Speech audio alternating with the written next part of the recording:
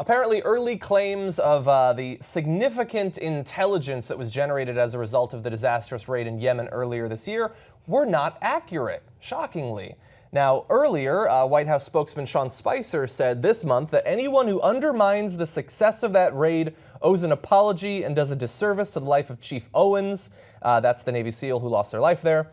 We gathered an unbelievable amount of intelligence that will prevent the potential deaths or attacks on American soil. Now, Sean Spicer pointing out there the Navy SEAL who died. Of course, in addition to Ryan Owens, 6 other U.S. service members were wounded. At least 25 civilians were killed, including 9 children under the age of 13, one of them being just 8 years old. And so they're making these claims about the intelligence that was generated as a result of this. So far, the only example of it that we've seen is an old bomb-making video that's of no current value. It's outdated by more than a decade. I guess it was on their hard drives, hardly seems relevant now. But the reason this is especially relevant is because, and Trump will hate this, it's an unnamed source in the intelligence community says that not only has no evidence been given to them about significant intelligence, but none of the intelligence has been handed over to the sorts of intelligence officials who would be analyzing that intelligence. And so right now they're playing their cards, if those cards even exist, incredibly close to their chest. Right. I doubt that the cards exist. The intent of that raid was not to gather intelligence. That was what they said after the raid went poorly. The intent of that raid was to capture one specific individual who managed to escape and then proceeded to taunt Donald Trump and his administration. After that information, Jimmy Kimmel.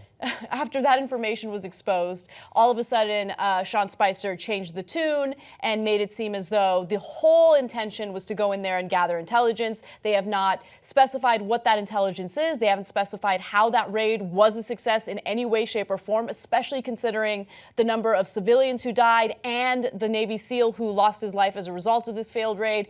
And in reality, this should be a huge teachable moment for the Trump administration, but it has not been a teachable moment. They should have learned from the mistakes here, where Trump refused any intelligence briefings on these issues and only made this decision after being approached during a dinner a couple days prior to the raid being carried out. Yeah, exactly. Perhaps if just a tiny bit of the golf time had been instead put into listening, being updated on intelligence, it might not have happened, theoretically. Now, you bring up the possibility that this could be a teachable moment.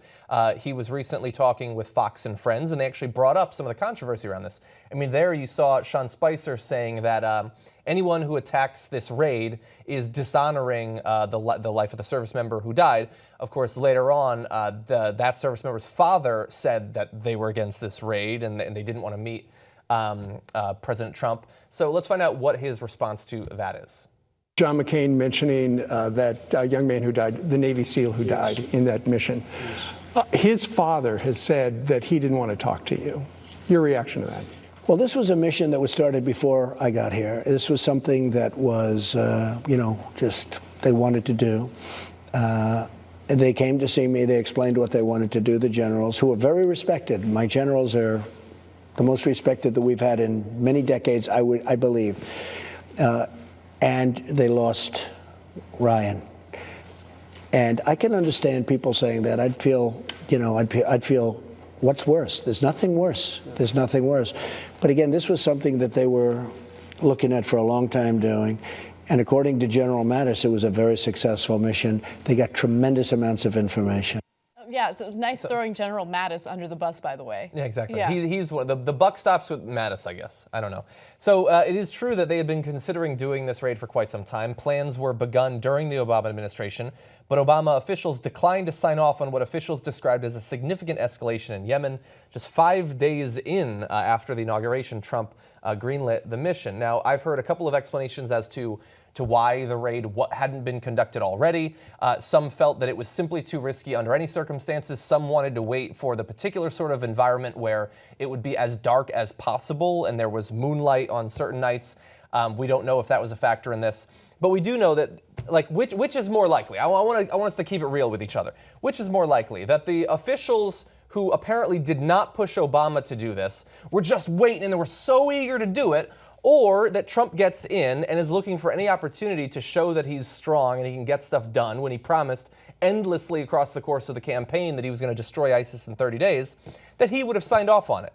And the fact that, as Anna pointed out, he did so during a goddamn dinner implies that, look, he didn't seem that involved in the decision making, and I believe that's true, but that doesn't mean that he didn't okay it and that it wasn't his idea. No, I mean, he just doesn't know what's going on. Remember that the right wing, the Republican Party, likes to consider itself the party of personal responsibility, taking personal responsibility for your actions. Yeah. Well, the leader of your party right now is indicating that he will not take personal responsibility for the failure of this raid. He is the person who signed off on this, okay? President Obama did not sign off on this. President Obama is no longer president. You are the president. You are the person who green-lighted this raid, and it went terribly wrong. And by the way, this was the first major military action or military mission under your watch.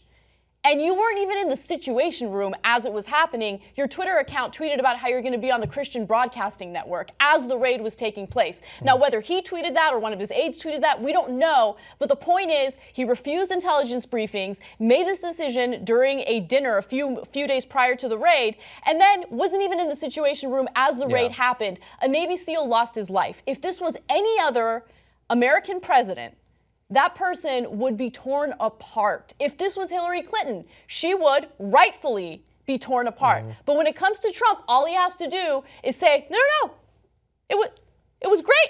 I have the best generals in the world. The most respected generals, I believe, in decades. Okay, and that's it. That's all he has to do to answer for himself. He failed here. He is not taking personal responsibility. And if Republicans are who they claim they are, then they should be outraged at the actions of this president. Podcast The Young Turks anytime you want. TYTnetwork.com/join. I think it's weird. No, it's not weird. In fact, you'll think, You know, I'm like a smart person. do it now. TYTnetwork.com/join.